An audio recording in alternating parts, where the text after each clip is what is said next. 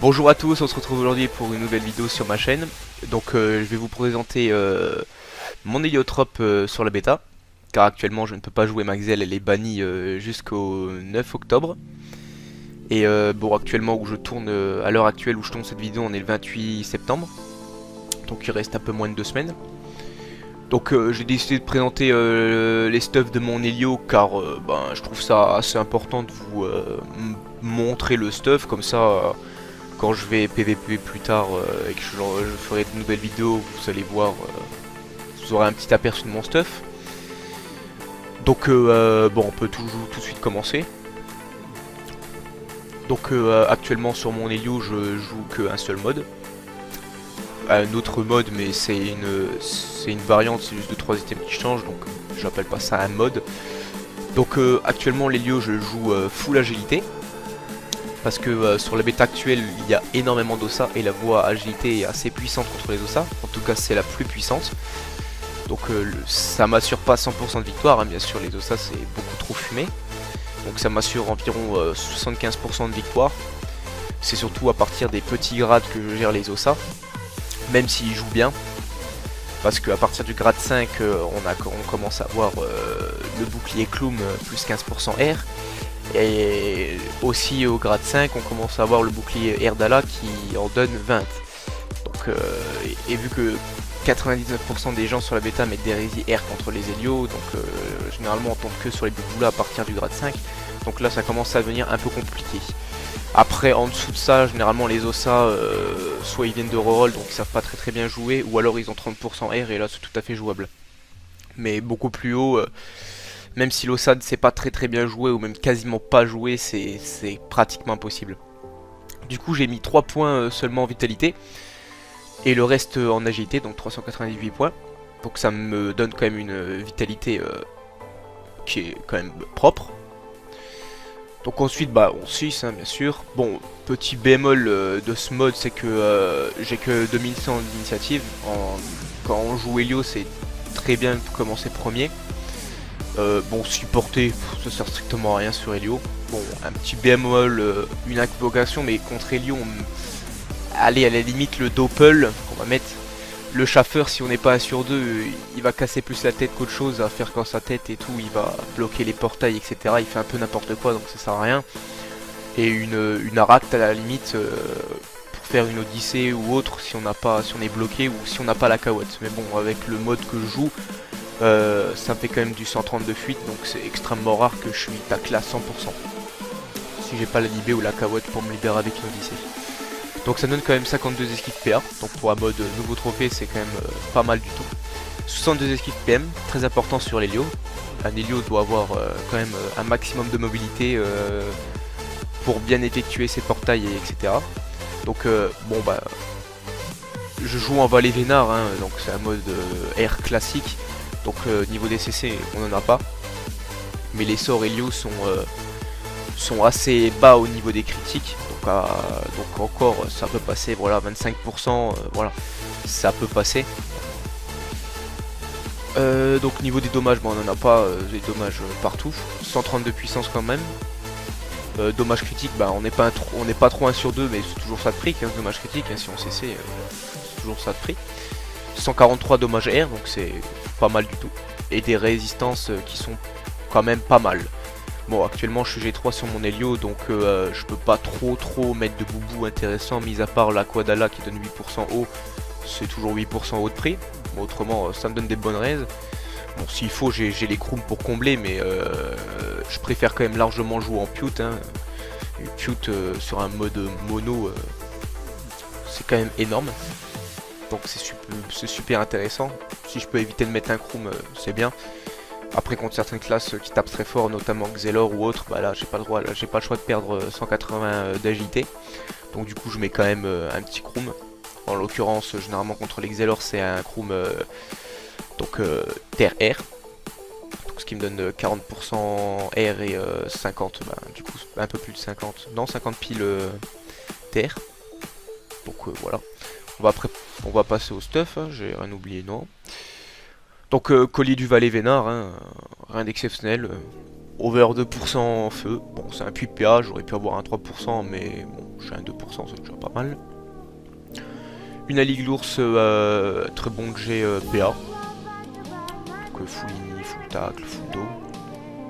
Un gant du Valet Vénard. Donc over Vita, bien sûr.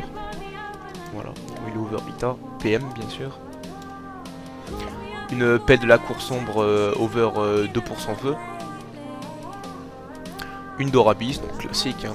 Pas beaucoup d'agilité, pas beaucoup de dommages air, mais indispensable en PVP en tout cas, parce que ça donne énormément de résistance, et je n'ai actuellement pas accès à d'énormes bouts, donc il est quand même indispensable. Une cape indescriptible, qui est quand même budget, full G sauf la Sasa, over 4 d'agilité. Une minoture 2% air. Bon, il manque un retrait PA, mais bon, sur Helio, on s'en fout complètement. Des palmes Triton, donc 3% aussi, qui sont bons J. Les 12 esquives PM qui réduit un peu le malus des 5 esquives PM de la Dorabis. Donc après, je joue en pelle de la cour sombre contre certaines classes, notamment Roublard, où il n'y a pas besoin des résistances terre. Je peux mettre une Mantache qui donne pas mal de vita en plus. Donc bien sûr la piute jaune, donc mini bioté pour éviter quand même de laisser la piute jaune pour bien voir. Bon, même si comme je vous ai dit 99% des gens sur la bêta mettent 50% R contre les Hélios, mais ça fait toujours le petit pourcent on va dire. Donc niveau des trophées, bah classique, hein, nomade, remueur, cascadeur, Dococo, très important sur un héliotrope, parce que malgré tout, même si l'Hélio a énormément de soins, si on peut éviter de casser son jeu portail pour pouvoir se soin, c'est quand même très bien. Donc pour moi, je trouve que le Dococo est malgré tout indispensable sur l'héliotrope. Un petit carapace R qu'on peut enlever par exemple contre les classes qui jouent pas R, qui n'ont pas de voie pour taper R. Donc sinon, si on l'enlève, voilà, on est qu'à 15% R, donc ça fait quand même léger. Et un Dofus pourpre 80 puissance. Donc voilà, ça c'est le mode que je joue contre toutes les classes, mis à part Sadida et les Ossa. Donc voilà. Ensuite on va passer au mode Ossa Sadida. Donc ça c'est vraiment mode qui rocks énormément. Donc j'ai du 1672 d'agi, donc là on met la barre très haut. Beaucoup d'esquives PM, 75, bon notamment pour les Sadi, les Ossa on s'en fout complètement. 52 d'esquives PA, donc contre les Sadi 75 d'esquives PM qui est très importante.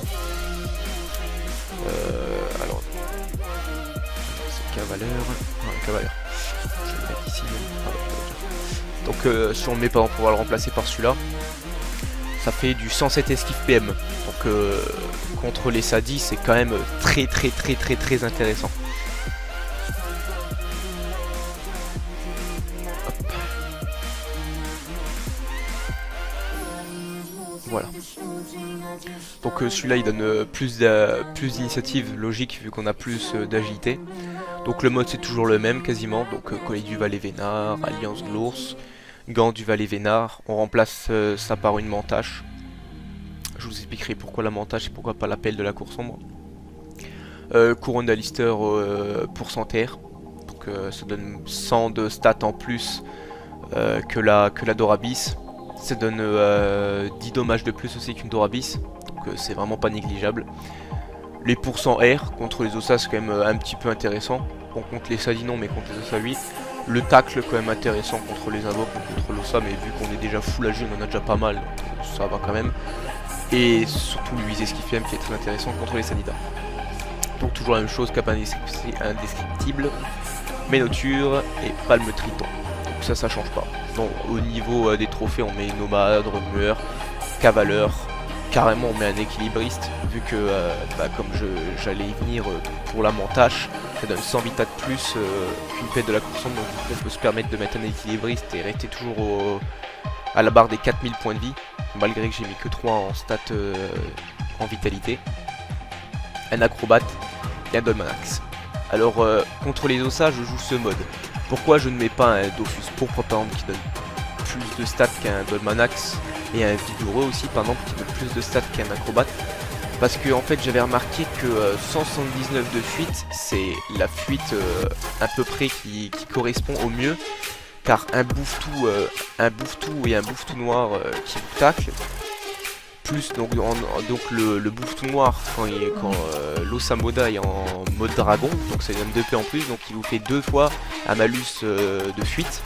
Mais malgré ça, malgré le tacle du bouffe-tout, des deux bouffe-tout et le malus tacle du bouffe-tout, ça donne la fuite nécessaire pour détacler à 100%. Donc c'est pour ça que je mets pas de trophée puissance. Mais par contre contre les Sadis, vu qu'ils ont pas d'invoque qui ont énormément de tacles, là oui par contre je vais me permettre de mettre deux trophées puissance. Et aussi contre les Ossa ou même les Sadis, l'accouplement des deux trophées là me donne quand même 268 d'initiative. Donc quand on joue contre Ossa et Sadi, il faut toujours commencer le premier. Quitte à mettre deux trophées 800 ini à la place des deux là, il n'y a pas le choix. Contre Sadi encore ça passe, mais vraiment contre ça, si on n'a pas initiative, on peut tout de suite abandonner. Donc 50 puissance du nomade, 156 dommages, donc un peu plus de dommages. Là par contre, bon voilà, on n'a pas la Dorabis, donc ça donne tout de suite des moins bonnes raises. Et pas on perd les 10% feu et eau de la Dorabis et les 10% terre de la pelle de la Consombre, mais aussi 2% feu d'over qu'il y a sur la pelle de la Consombre. Mais bon, on est là pour taper, on n'est pas là pour avoir des résistances. Donc 26 au niveau des résistances critiques et 35 au niveau des résistances poussées. C'est pas négligeable malgré tout, les 35 poussées contre les Ossa, surtout notamment. Ça nous protège tout de suite du tofu dodu un petit peu, donc c'est toujours bon à prendre. Donc si j'avais un plus gros grade contre les Sadidas, j'aurais pu mettre un Falmo. Si j'aurais encore un grade au-dessus, j'aurais pu mettre un Feu d'Ala contre les Ossa, mais c'est pas le cas, donc on fait avec. Donc voilà, les autres stuff, comme je vous ai dit, pourquoi je joue full agi, voilà, ça sert à rien de jouer d'autres modes. Peut-être vous allez me voir jouer feu dans 2-3 jours, histoire de changer un petit peu et voir si feu c'est peut-être pas mieux que le full agi. Parce que comme je l'ai dit, 99% des gens sur la bêta mettent 50% R. Donc si surtout contre les Ossa et les Sadi, ils mettent pas beaucoup de feu, ça pourrait être plus viable que le mode R, hein. Donc après c'est à voir. Mais dans 2-3 jours c'est même sûr à 100% que je me mettrai full feu. Donc voilà. Bon j'ai fini la vidéo, j'espère que cela vous aura plu. Donc plus tard il y aura des vidéos de Coliseum. Donc d'ici on verra bien, il faudra que je trouve. Je vais faire des vidéos de Coliseum certainement commentées. Ça sera, je pense, plus agréable pour vous commenter qu'avec de la musique. Par contre, le 1v1 pour le moment, je pense que je vais le laisser en musique. Je verrai bien si je commenterai ou pas. Mais pour le moment, je pense le laisser en musique, au niveau des vidéos 1v1. Et donc après, pour le reste de la chaîne, je vous tiendrai informé. Donc voilà, je vous remercie, j'espère que la vidéo vous aura plu. Ciao!